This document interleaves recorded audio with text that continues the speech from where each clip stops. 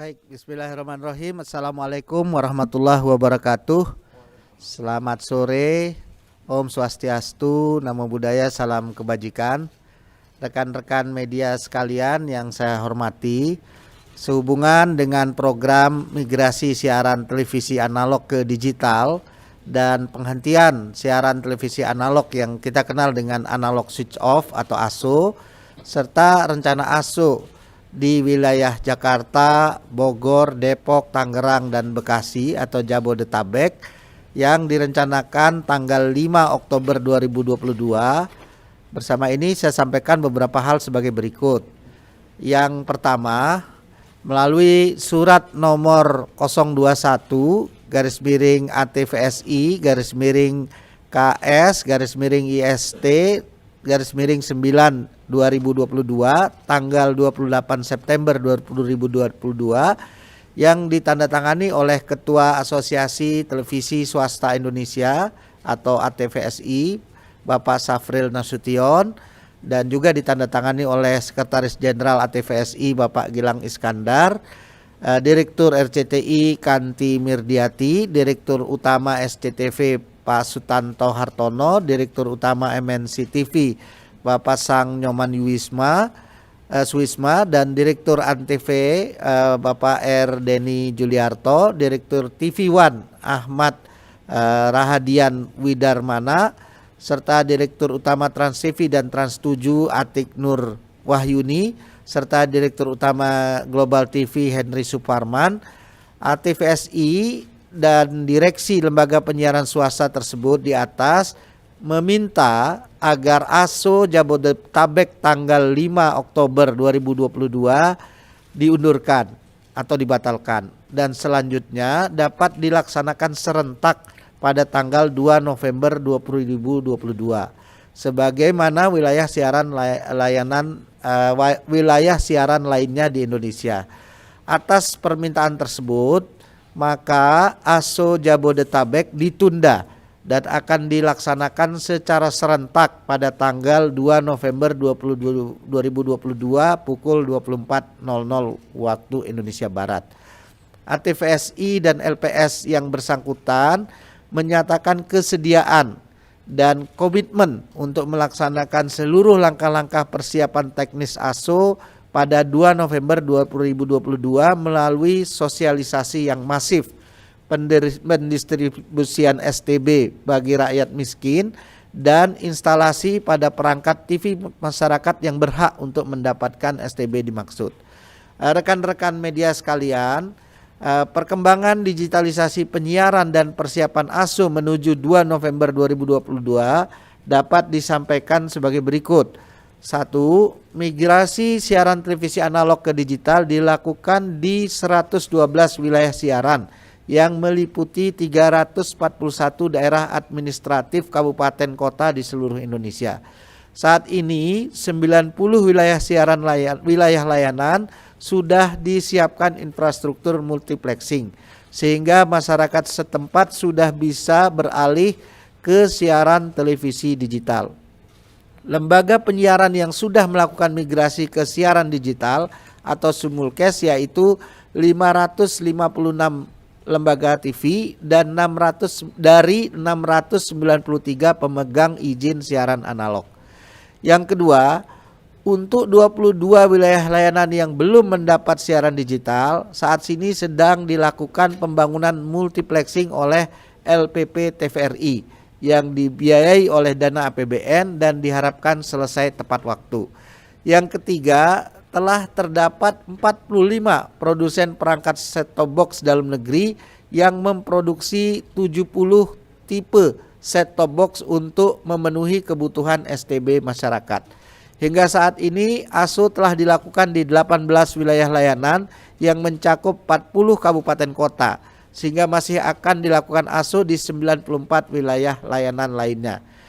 Yang keempat, manfaat yang akan dirasakan oleh masyarakat dari program ASO tersebut berupa siaran TV yang lebih bersih dan lebih jernih, serta lebih banyak pilihan program siaran dibandingkan dengan siaran TV siaran analog.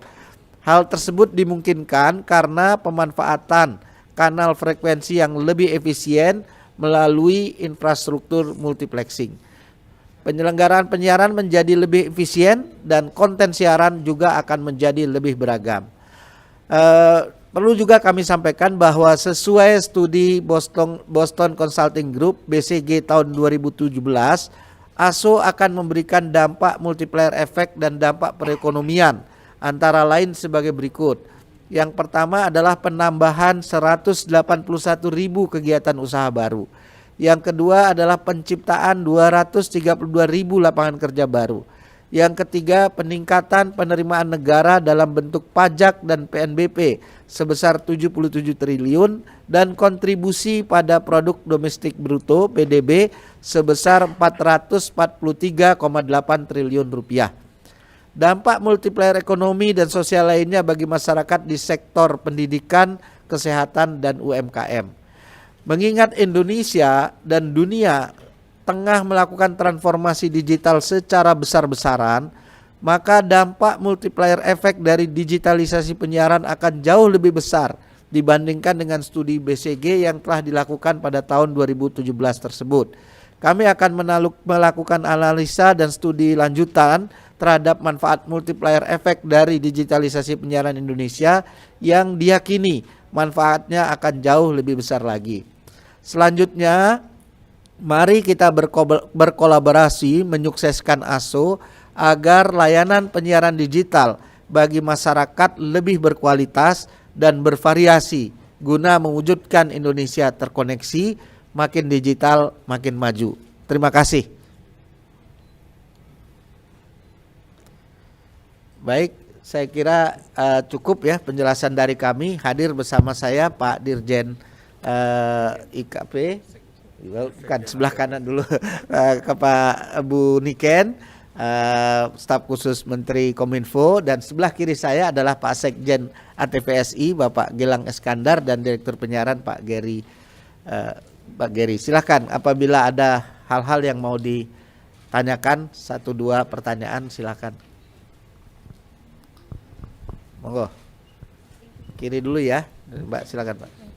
Halo Pak Ismail, selamat sore. Saya Natisha dari Antara. Pak, mungkin bisa disebutkan untuk ASO Jabodetabek distribusi set-top box ke masyarakat sudah berapa unit ya Pak? Itu saja Pak, terima kasih. Baik, dari 400.000 lebih ya, angka pastinya saya nggak hafal. 460.000 data rakyat miskin yang kami peroleh dari pemerintah daerah itu sudah terdistribusi 90% lebih, Pak, untuk masyarakat di Jabodetabek. Sisanya ini masih terus berjalan dan umumnya ya itu masalah klarifikasi data dan sebagainya di masyarakat.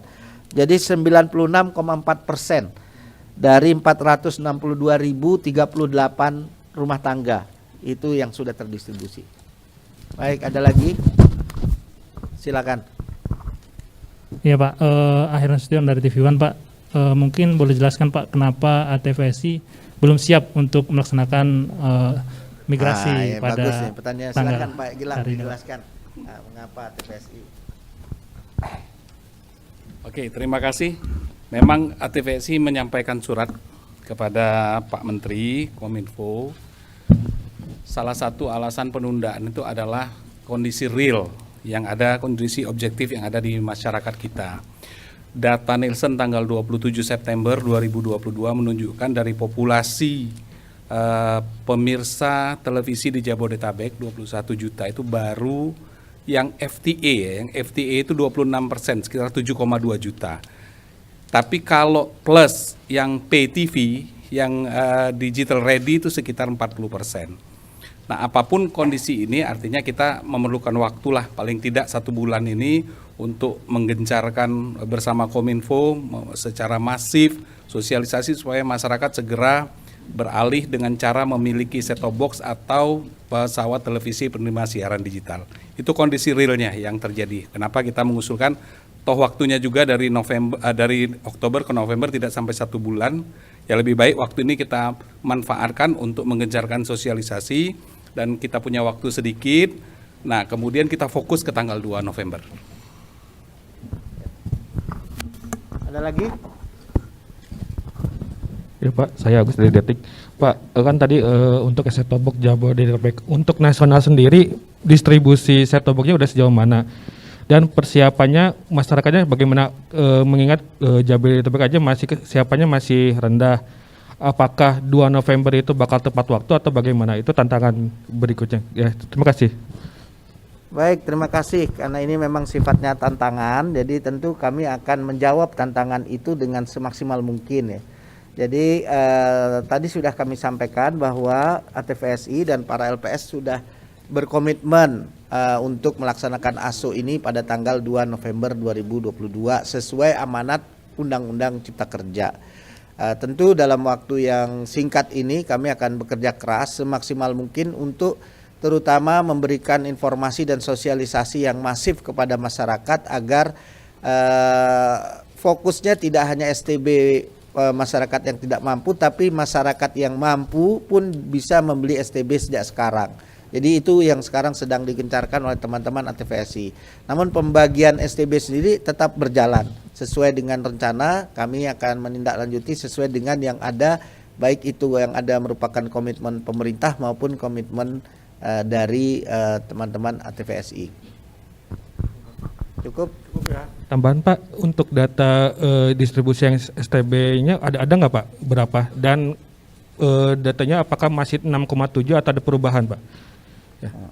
Sejauh ini masih datanya 4,2 juta yang menjadi komitmen dari semua ATVSI atau penyelenggara MUX, dan sisanya ada 1 juta yang menjadi komitmen dari pemerintah.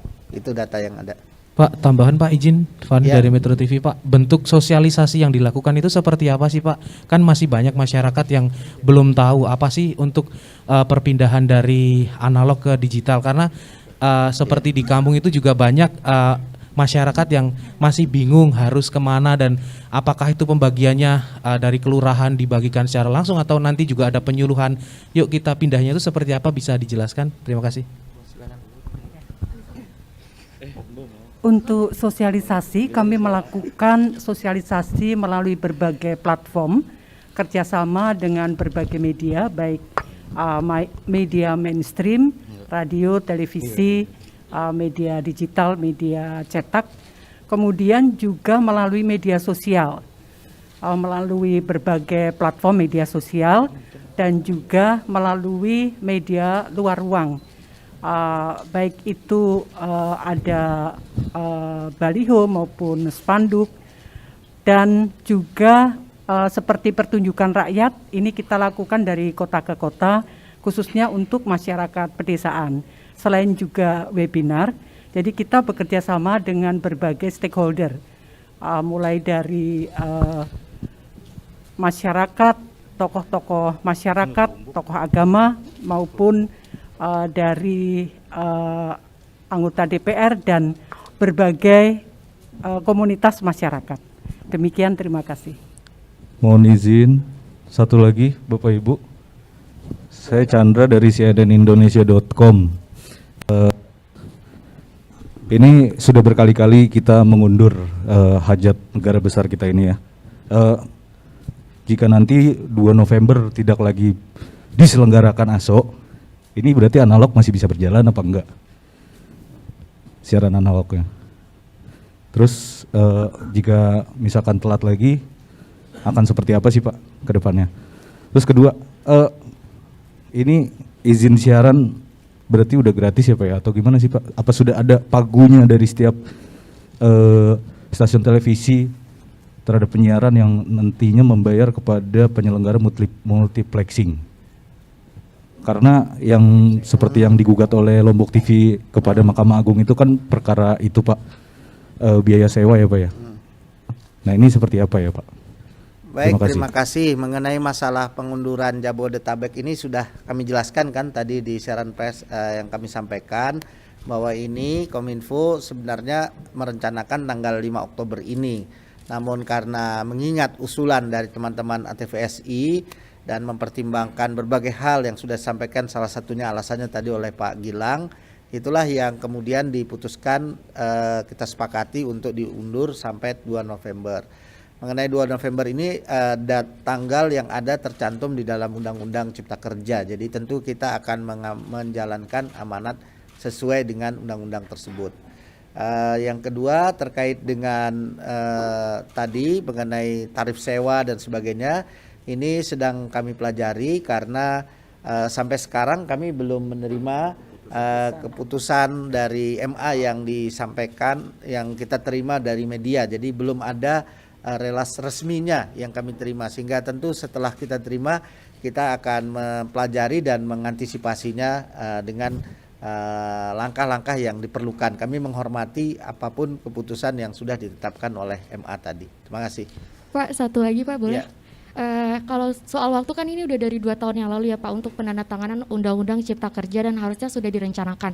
Nah, bagaimana sih Pak untuk memastikan komitmen dari ATVSI untuk keberlangsungan ASO di 2 November mendatang Pak? Ya, sudah kami sampaikan tadi bahwa ini rapat terakhir kemarin sudah diselenggarakan, dipimpin langsung oleh Pak Menteri. Komitmen itu sudah kami dengar.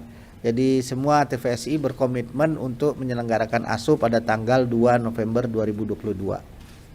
Terima kasih. Cukup ya? Terima kasih ya, teman-teman.